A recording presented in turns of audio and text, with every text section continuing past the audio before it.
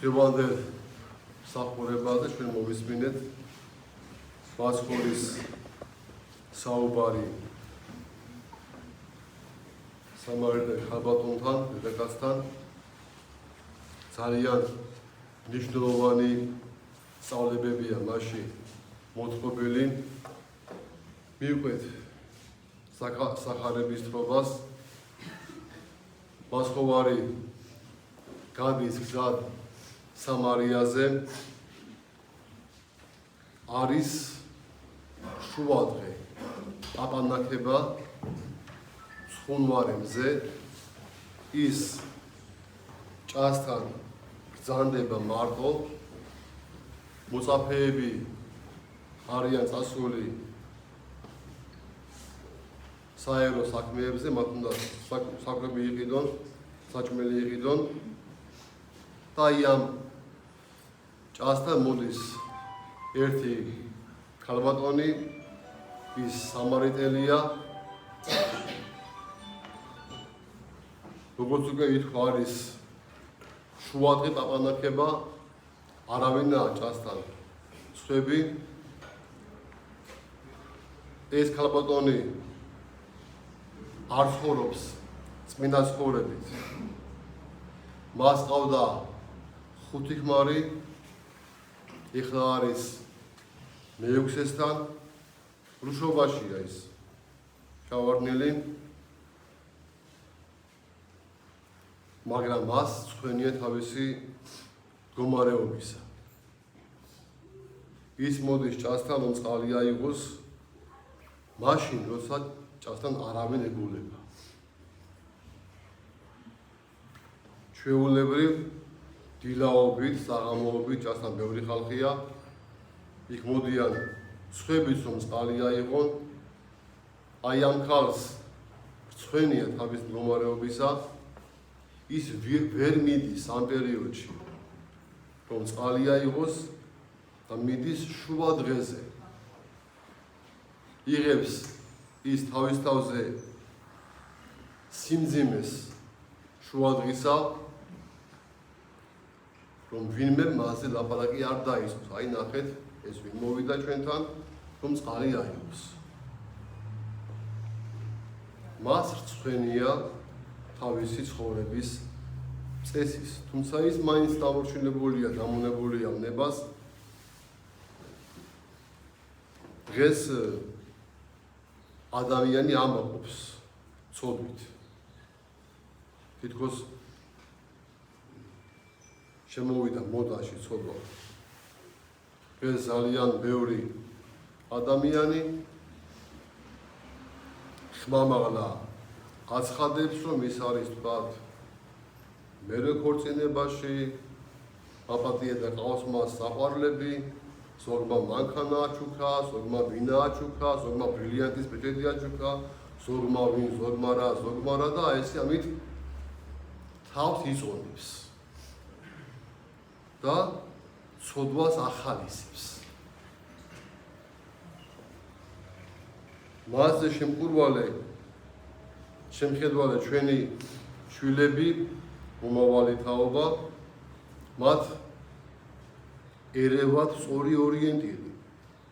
ფიქრობენ, აი ნახეთ, ესე იგი, თუ გინდა რომ შენ დამეს მიაღწიო და ერში იყო თქვათ წავადებული, შენს ასე უნდა იცხოვრო. ეს ერთგვარი რეკლამირება არის სოფლისა. რაც ბუნებრივია, არასწორია და არ შეიძლება. აი ეს ქალბატონი მასი არ იყო. ის კი ცხოვრობდა ცოდვილი ცხოვრებით, მაგრამ მას სინდისი აწუხებდა. ის ადამიანის თვალს ეფარებოდა. მას არ შეეძლო ხალხრავარ ადგილთან მისვლა. ამიტომ როცა თქვათ გებოდა დილა და საღამო და იყო ჭასთან ბევრი ხალხი, ის ამ დროს არ მედიოდა ჭასთან, დადგებოდა შუადღე, იქ ყველა დაისლებოდა და მერე მიდიოდა, რომ მას წყალი აიღო. ის არ ელოდა რომ მას ჭასთან ვინმე დახვდებოდა და აი მაცხოვარი რომელიც დაღლელი არის მგზავრობიდან ზის ჭასთან ის მარტოა მივიდა დედაკაცი და მაცხოვარი ეუბნება რომ დედაკაცო მომეციმე წყალი მასვი რომ დავლიდო ეუბნება ქალბატონი რომ შენ გურია ხარ და მე როგორ მთხოვ წყალს რამე თუ არ შეეხებიან ებრაელები სამარიტელებს აი ამ ორ შორის ძალიან დიდი დაპირისპირება იყო ისტორიული ბრძოლა ომი ერთმანეთს შორის ეს ხალხი მოსული იყო ბაბილონიდან დასახლდა აი ამ ტერიტორიებზე ისინი შეერივნენ ებრაელებს მათ რაღაცა მიიღეს შულიდან თავიანთი ძველი რწმენა წინააღმდეგ დაიტოვეს როგორც მომხდურები ისე არიან ესენი ებრაელებისთვის მათ შორის იყო ბრძოლა ომი დაპირისპირება ხან ერთი დაანგრევდა მათსახლებს ხან მეორე მათსალოცავებს ერთმანეთს არ ეხებოდნენ ერთმანეთს არაფერს არ თხოვდნენ მაცხოვარი ყველას მესია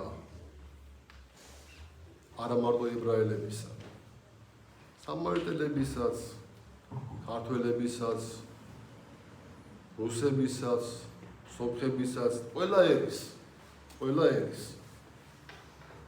მან ცხონების გზა ყველას მოუტანა არა მარტო ებრაელებს მთელს კაცობრიობას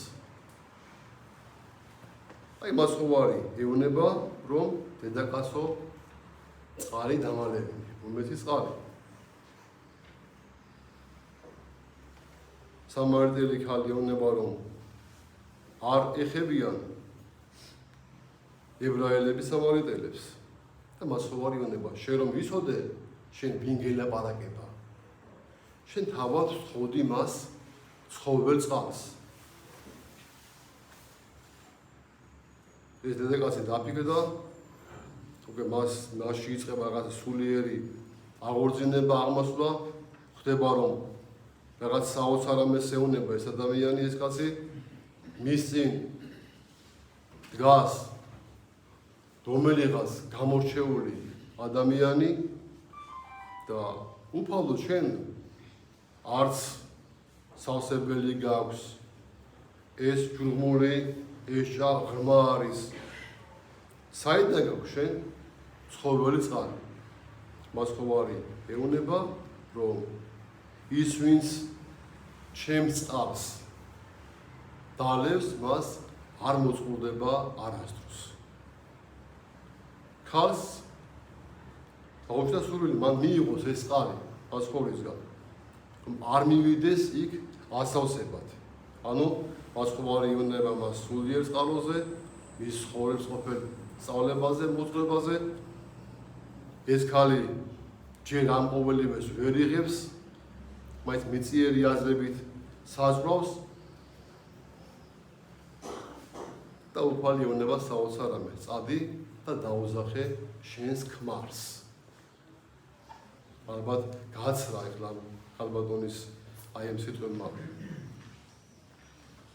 ეს რა უთხრა მას ამ ადამიანმა რომ ის ბრუშობაშია მას ყავდა 5 ქმარი ეხლა ყავს მე-6 არც ესაა კანონიერი ქმარი მასთან არის უკანონო ცხოვრებაში და დარწმუნებული ამბობს უფალო მე ქმარი არ ამყავს მალავს თავის აი ამ მდგომარეობას მაგრამ რას დაუმალავ შენ მერც აი როცა ჩვენ ხანდახან მივდივართ აღსარებაზე რაღაცეებს მალავთ ხოლმე ადამიანს უჭირს აღიარება ცოდვისა მაგრამ ეს მისი მოუნანიებელი ცოდვაა ეს მას მიიღება სულიერ ცხოვრებაზე სულიერ გზაზე და მას მიიღება საიქიო ცხოვრებაში ადამიანი აღსარებაზე უნდა იყოს გულსფერი. მან არაფერი არ უნდა დამაყოს. არ უნდა რაღაცა გადაასწოროს, გამოასწოროს, შეაკეთოს, გაალამაზოს. ჩემი ბრალი არ იყო, რაღაც ნელი ღამე იყო, რაღაცებს ყვებით ხოლმე ჩვენ აღსარებაში. თავის მართლების მიზნით. არა. მიდიხარ აღსარებაზე, მე შემეშალა. ჩემი ბრალი იყო, მე შევწოდე, მე დავარღვიე, მარხვა დამერღვეინა. მე დავარღვიე მარხვა. მე ვთქვი რაღაცა, მე დავთვერი, მე მოვიპარე, მე გავაპუჭე. ზოგიერთი ქალბატონი როცა მან თქვათ ჩაიდინა აბორტის ცოდვა. აი აჭირება იყო, სხვა საშუალება, მაგრამ ამართლეს თავის ძალიან მდგომარეობას რაღაც. არა. მაპატია ღმერთო, ჩემი შეცდომაა. უნდა აღსადებაში ადამიანმა ასე უნდა თქვას. ჩემი შეცდომაა, მე შემეცოდა, მე შევწოდე. ეს ქალი მალავს თავის ძალიან მდგომარეობას. არ ყავს მე ქმარი უფალო, ეუნება. მართალი ხარ. ამოწყვას ხოვარი. შენ არ ყავს ქმარი. ვინც ყავდა ის ხუთი ის ხო შენ უკანონო მდგომარეობა და ეხლა ვინც ყავს არც ეს არის შენი კანონიერი ქმარი. აი უცბად ეს ქალბატონი ხდება მისინ არის ვიღაცა წინასწარმეტყვი. მან ყველაფერი უთხრა, ყველაფერი გააგებინა, სულიერ წყაროზე ელაპარაკება, მისი ცხოვრები დაინახა, ყველაფერი აუხსნა და ეუბნება რომ ხედავ რომ შენ ხარ წინასწარმეტყვი. მოდი ერთ რამეს კითხავ და უცბად ეს ქალი იწყებს მასთან, მასხურვართან სულიერ კითხვებს უსვამს და სულიერ საუბრს. აი როცა მან მაშინვე გაიგო მისინ ვინ იყო, მასთან იწყებს სულიერ საუბარს. აი ადამიანი არ უნდა ცდებოდეს საერო რაღაცეებს. ვთქვათ, ის მივიდა მოძღვართან, მივიდა ის თქვათ, რომელიმე თქვათ ამორჩეულ ადამიანთან, მას აქვს უამრავი კითხვები სულიერ საკითხებზე და მან უნდა კითხოს მოძღვარს. აი მამო, როგორ მოვიცე, რა გავაკეთო? სული როგორ ვისხონო? თვისნება როგორ შევასრულო? რაღაცა ნებები მაწუხებს, რაღაცეები მაქვს, აი მომეცი რჩევა, სწორი რჩევა. როცა შენ მოძღვართან მიდიხარ ისე რომ თქვა შენ უნდა მოისმინო მისგან ღვთის განგება და ნება, მისგან იღებ და იგებ ამას. თუ შენ მიდიხარ მასთან რაღაცა შენი აზრები გავუზიარო. აი ძალიან ხშირია მოძღვარს ადამიანი აგებინებს თავის საქმეებს, განაკურთხევას იღებს, აგებინებს. თქვათ რაღაცას მოაწყობს, ბიზნესს აწყობს, აი მეთოხელი მომაქვს, გასაგებია, მაგრამ კურთხევა უნდა აიღო. მე გააგებინო მოძღვარს. აი მამო, ესე ვაპირებ. გამოვოცე ვაკურთხე, შენი აზრი როგორია, რას მირჩევ, როგორ გავაკეთო. შენ ყველაფერს გააკეთებ, მოაწყობ, გამზადებ და მე ამას აგებინებ შენს მოძღვარს. არა, ჯობია შენ მიხვიდე უფრო მოძღვართან შენი აზრი მას გაამდო, მისგან როცა კურთხევა აიღო. აი ეს ქალბატონი იწყებს მაშინე მასხურვართან სულიერ საუბარს. მას აქვს კითხვები უამრავი, რომ სად არის სწორი თაყვანისცემა ღვთისა იერუსალიმში, ამ მთაზე, იმ მთაზე, როგორი უნდა იყოს თაყვანისცემა და მასხურვარი ეუბნება რომ დადგება დრო, დადგება ეს დრო, რომ ეკლესიები, ადგილები აღარ იქნება გამორჩეული. ღმერთი სულია და ვისაც უნდა თაყვანისცემა მისი, უნდა ეს თაყვანისცემა, უნდა ეს ღმერთს თაყვანი სული და ჭეშმარიტებით. ანუ სულიერი მსახურებით და სიმართლით. რა არის სულიერი მსახურება? ქრისტიანის სიყვარული. სიყვარულით მსახურება. სიყვარული ღვთისა და სიყვარული მოყვასისა. როცა ადამიანს აქვს მართალი სარწმუნოება, აქვს რწმენა მართალი ღვთისა და ის ასრულებს ღვთის მცნებას, ესაა სიყვარული ღვთისა. როცა ადამიანს ემსახურება, მას სიკეთეს უსურვებს, ღრმოტებას არ თესავს, არ განიკითხავს, არ ლანძღავს, პატივს სცემს, ესაა მსახურება სიყვარულით მოყვასისა. აი, ღმერთი ჩვენგან ამას ეძიებს, ამას ითხოვს.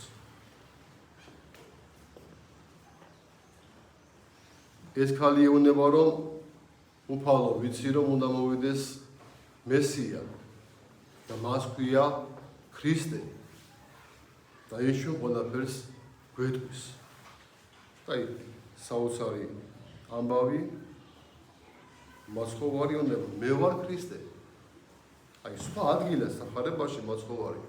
ამას არავის ეუბნება. პეტრე აღიარებს, მაცხოვარმა შეაქო. პილატე ეკითხება, შენს თქვი, მაცხოვარი ეს ეუბნება. მარტო ეუბნება ამ ხალბატონს, სამარიელს, რომ მე ვარ ქრისტე.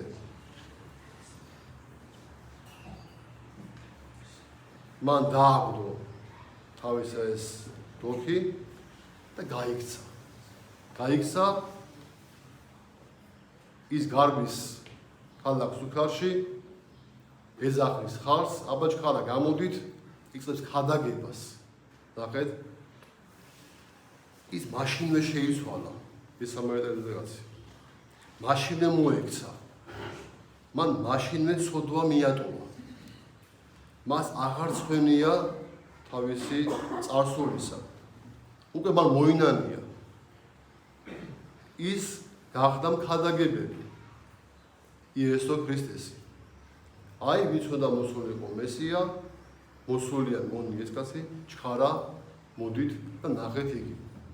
და მართლაც თელიქალაქი გამოდის, ისმენენ მაცხოვრის საუბარს, ხადაგებას და სთხოვენ, რომ უფალი დარჩეს მათთან რამოდენიმე ხანი. და მართლაც უფალი მათთან შეება 2 დღე. ის ვინც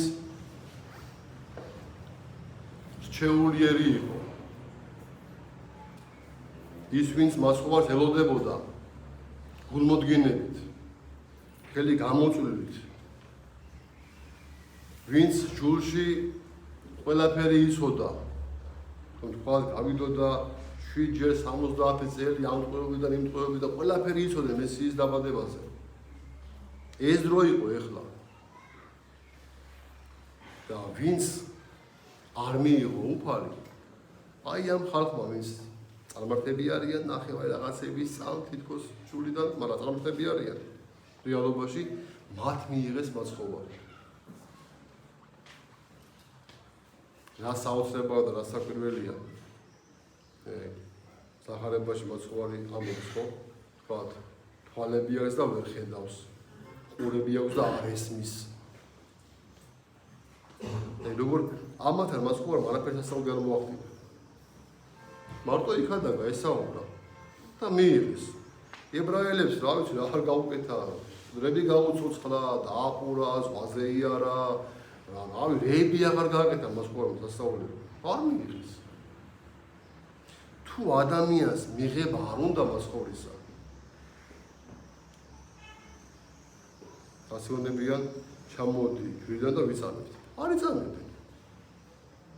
აი, უფალმა მეტი რა უნდა გააკეთოს.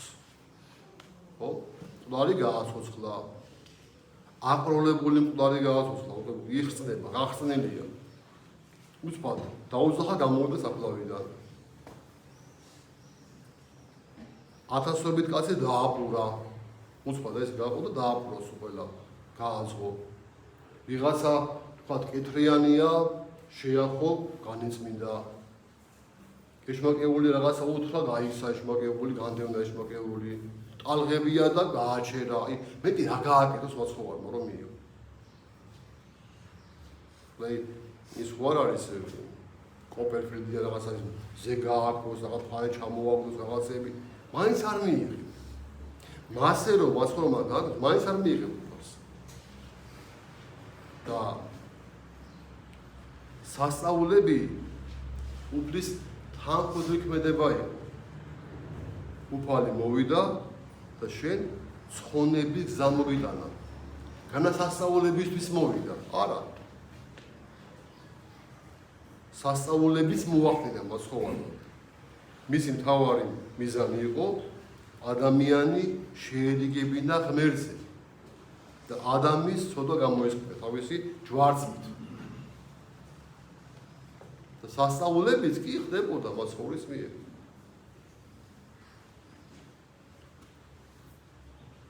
აი ეს ქალბატონი გარბის მან შეინანა, ის გამოსწორდა, მან აღიარა იესო მესიად, ქრისტედ, დაუტევა თავისი ყველაფერი, ძველი ცხოვრება, წარმართობა, რუშობა, უსმინდურობა. იწამა ქრისტე, დაიწყო ქადაგება, თერს ხარეს მოძდო მაცხოვრის ამბავი, უკვე ისინი ეუბნებიან, რომ კარგი, უკვე ჩვენ ნახეთ, ჩვენი თვალით. განაშენია კომის აქვს, ჩვენ ვიხიათ თვალით, ჩვენ გვწამს.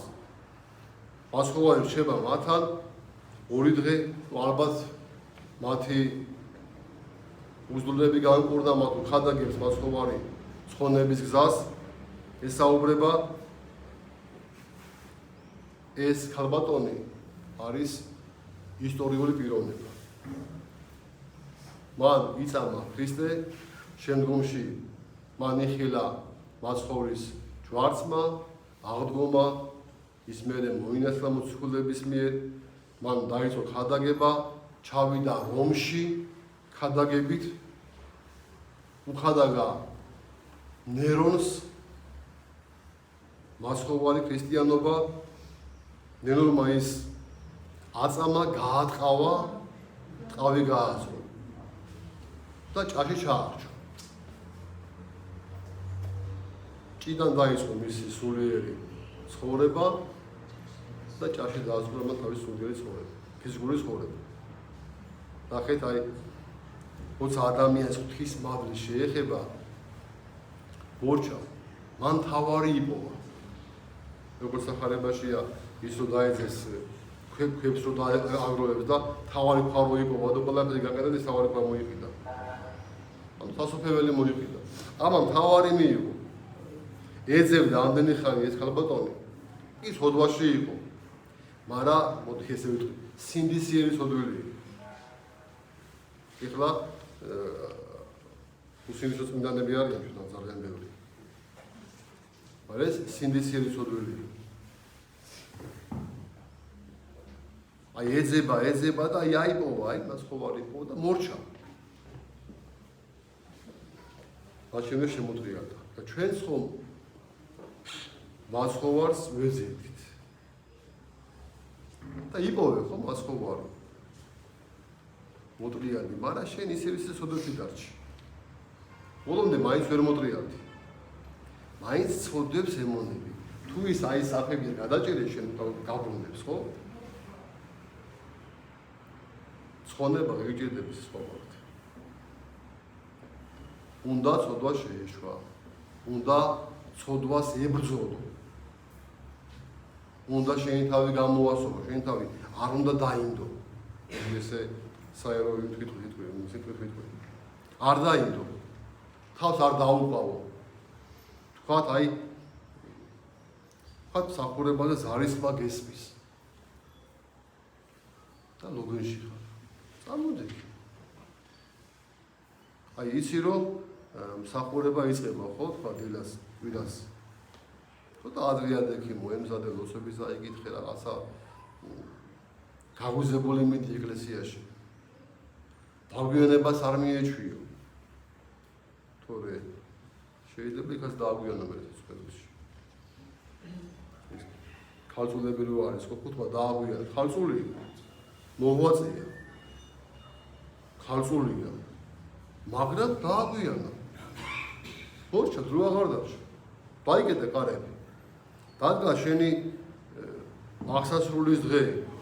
მოვიდა სიკვდილი შენთან. მოჩა ვეღარაფერს ვეღარ მოასწრე. შენ ქონდა დრო ამისთვის. და ეს დრო რა უყავი? დაფლანგე გაანიავე. აქენი ხან იმაში იყავი, ხან ამაში იყავი, ხან Facebook-ში, ხან ფეხბურთი იყო, ხან ხარა იყო. მოჩა აღარ გაგისრო, მოჩა. არა და როცა მიდიხარ აღსარებაზე, უნდა მამა დრო არ ამაქვს მოწვისა. და თუ შენს თავს და შენს დღეს გადახედავ, დაინახავ, გაქვს ძალიან ბევრი დრო ლოცვისთვის, მოღვაწეობისთვის, მაგრამ ამას ვერ იყენებ სწორად. აი ეს ხალბატონი მან თავარი იპოვა, მაცხოვარი იპოვა, მაშინვე შემოტრია და მაშინვე შეუდგა მას და მისი სახელის გამო ეწამა კიდევაც. ჩვენ ვთხოვთ უფალსო მოგცეთ წყაროცხოველი. ეს წყაროცხოველი არის მისი უკვდავი და ღვთაებრივი სწავლება. ეს არის ადამიანის სულის ხონების გზა. ჩვენ მადლობთ ღმერთს, რომ აი ამ უმეცნებაში არ დაგტოვა. ის მოვიდა ჩვენთან, ნათელი მოიტანა, წყარო მოიტანა ჩვენს ხოველი. სვავ აი ამ წყაროს შენ სწავლობ იგებ ეკლესიის ხონებას, ემორჩილები მას და აღარ წყურია შენ სხვა არაფერი. შენ აი ამ სიბრძნეს რო შეიძენ, აი ამ ღვთაებრივ სიბრძნეს რომ შეიძენ, მერე აი ამ მარცვლებს რაღაცეებისას აღარ დაეძებ ვიღაცებში. ეკლესიაში მიიღე შენ წყაროს ხორების. და მოგცე ჩვენ ღმერთმა წყაროცხოველი, ჩვენს ვთხოვოთ, რომ მოგცეს. უფალი რა თქმა უნდა, უხვად არ იგებს თავის აი ამ ცხონების ხაროს, მაგრამ შენი ნება უნდა გამოხატო. უნდა სთხოვო, მეც მე წყალი ცხოველი. როგორც ეს ხალბატონი უნებოდა უფალს. არ მოვიდეოდა, არ ავასწავრო, კიდე მას ერიდება, კიდე რაღაცებს კიდე უნდა მივიდეს, 3-ჯერ 10-ჯერ უნდა მივიდეს იქთან წყალი, ესე მარტივად არ მოიპოვება. წაიღებ, მალე აყოლდება, კიდე უნდა მიხვიდე, ბევრჯერ უნდა მიხვიდე. ისევ ხალხში უნდა გაიარო იქ. ან სიცხეში უნდა მიხვიდე. შრომა უნდა გაწიო. და ჩვენც ესე ვარ, თუ შრომა შენ გაწევ, აი ამ მოღვაწეობაში შენ მიიღებ ცხოვრების წყაროს. და ღმერთმა მოგცეს ჩვენს ყველას ეს წყარო ცხოვრებისა. ამინ. ღმერთმა დაგვროცოთ და ღმერთმა დაგვროცოთ.